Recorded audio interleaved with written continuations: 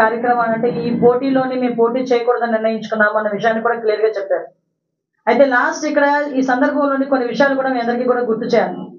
ఇదే MPTC elections అప్పుడు notification వచ్చిన తర్వాత వాళ్ళు అధికారంలో ఉండి మేము ప్రతిపక్షంలో ఉండేటప్పుడు ఎంపీటీసీ ఎలక్షన్స్ కి నామినేషన్ వేయడానికి కూడా మమ్మల్ని చాలా ఇబ్బంది పెట్టిన సందర్భాలు కూడా ఉన్నాయి.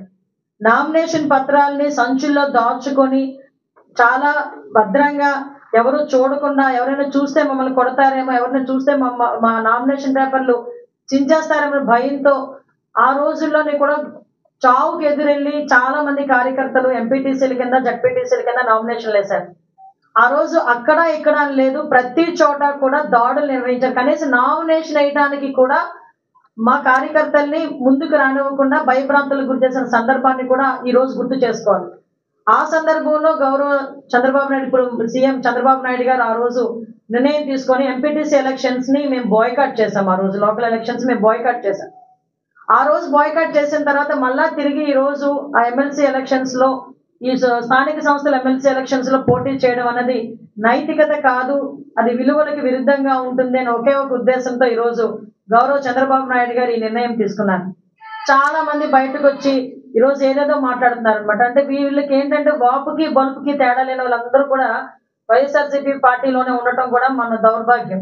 వాళ్ళ పరిస్థితి ఎలా ఉందంటే ఈ రోజు మేము ఏదో భయపడిపోయాము, అలా భయపడిపోయాము, ఇలా భయపడిపోయాము అంటున్నారు. ఒక్కసారి చరిత్రను గుర్తు తెచ్చుకోండి.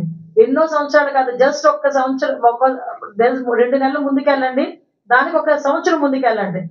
మీరందరూ కూడా మాకు ప్రతిపక్ష హోదా కూడా తీయించేస్తాము, అటు నుంచి 3 వస్తాయి, ఇటు నుంచి 3 వస్తాయి అని చెప్పేసి ప్రగల్భాలు పలికినప్పుడు 21 సీట్లని కూడా అందరూ కూడా గెలిచిన 23 సీట్లలో కూడా 4 మీరు లాక్కున్న తర్వాత కూడా మేము ఆ రోజు ధైర్యంగా నిలబడి ఎమ్మెల్సీ ఎలక్షన్స్ లో 3 ఎమ్మెల్సీలను గెలుపొందిన పరిస్థితి కూడా మీకు గుర్తు చేయాలి. ఆ రోజు గెలుపొందినప్పుడు కూడా మేము ఉన్నది ప్రతిపక్షంలో, ప్రతిపక్ష హోదాలో ఉండి కూడా 3 ఎమ్మెల్సీ ఎలక్షన్లు గెలిపించుకున్నాం. అలాంటిది ఈ రోజు 164 మ్యాండేట్ ఇచ్చి 2 నెలలు అయింది. ఇంకా 2 నెలల ముందే మేము గవర్నమెంట్ ఫామ్ చేసాం. ఈ రోజు నిజంగా క్యాంపు పెట్టాలి, క్యాంపు పెట్టుకోవాలనుకుంటే మీ క్యాంపులు మేము బదలుకొట్టలేమా? మేము క్యాంపులు పెట్టలేమా? మీకు తెలియలేమో, ఈ రోజుకి కూడా చాలా మంది ఎంపీటీసీలు ఎలక్షన్ అనేసరికి వైఎస్ఆర్సీపీ ఎంపీటీసీలు చాలా మంది మాకు టచ్ లోకి వచ్చారు. కానీ ఈ రోజు గెలాలనుకుని మేము నిర్ణయించుకుంటే కనుక చాలా ఈజీగా మంచి మెజార్టీతో గెలిచే పరిస్థితి మాకుంది. కానీ ఈ రోజు విలువలతో కూడా రాజకీయాలు చేయాలని విలువలు కలిగిన నాయకుడు, విలువలు కలిగిన పార్టీలు అందరం కలిసి ఈ రోజు నిర్ణయం తీసుకున్నాం ఈ రోజు. కాబట్టి దయచేసి ఏం చెప్తున్నామంటే ఈ రోజు ఇదేదో మేము ఇది బ్యాక్ స్టెప్ కాదు, ఆగేమంతే. ఎందుకంటే విలువలకి గౌరవం ఇచ్చి, రాజకీయ విలువలకి గౌరవం ఇచ్చి ఆగిన పరిస్థితి. ఇదంతా ప్రతి ఒక్కరు కూడా అర్థం చేసుకోవాలి. ఇంకొక విషయం ఏంటంటే, ఇందాకే మా అధ్యక్షులు చెప్పారు, అసలు ఎమ్మెల్సీలే వద్దు, మండలిని రద్దు చేస్తామని చెప్పి ఆ రోజు ప్రకటించిన సంగతి కూడా ఈ రోజు మీ అందరికీ కూడా గుర్తు చేయాలి. మరి ఎమ్మెల్సీలే వద్దు, ఎమ్మెల్సీలు రద్దు చేయాలి, మండలిని రద్దు చేయాలని చెప్పిన పెద్ద మనిషి ఈ రోజు ఎమ్మెల్సీ ఎలక్షన్ కి ఎలాగ ఏ మొహం పెట్టుకొని నామినేషన్ వేయించారో మాకైతే అర్థం కాలేదు.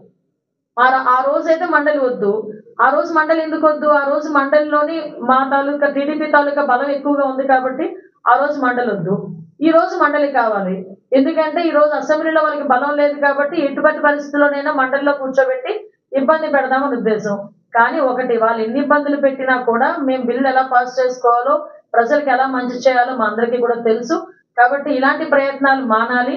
ఇంకొకటి కూడా దయచేసి కోరుకుంటున్నా, సందర్భం కాకపోయినా చెప్పాలి. ఎందుకంటే ఎమ్మెల్సీలు అనేసరికి పెద్దల సభ, గౌరవ సభ. అలాంటి పెద్దల సభకి పెద్ద మనసు ఉన్న వాళ్ళు, అదేవిధంగా కొంచెం వ్యక్తిత్వం ఉన్న వాళ్ళని పంపించాలి. ఒకటి డ్రైవర్ని చంపినోడు ఒకడు ఎమ్మెల్సీ అనంతబాబు అని నిన్న మొన్న ఎపిసోడ్లు చూస్తున్నాం. ఇంకో ఎమ్మెల్సీ పరిస్థితి, శ్రీకాకుళం ఎమ్మెల్సీ పరిస్థితి. అంటే ఇలాంటి వాళ్ళందరినీ కూడా ఆ సభలకి పంపించి, పెద్దల సభకు పంపించి పెద్దల సభ తాలూకా గౌరవాన్ని కూడా కించపరిచే విధంగా చేస్తున్న జగన్మోహన్ రెడ్డికి ఒకసారి ఆలోచించుకోవాల్సిందిగా ఒకసారి మేమందరం కూడా కోరుకుంటున్నాం. Please subscribe Rahul news.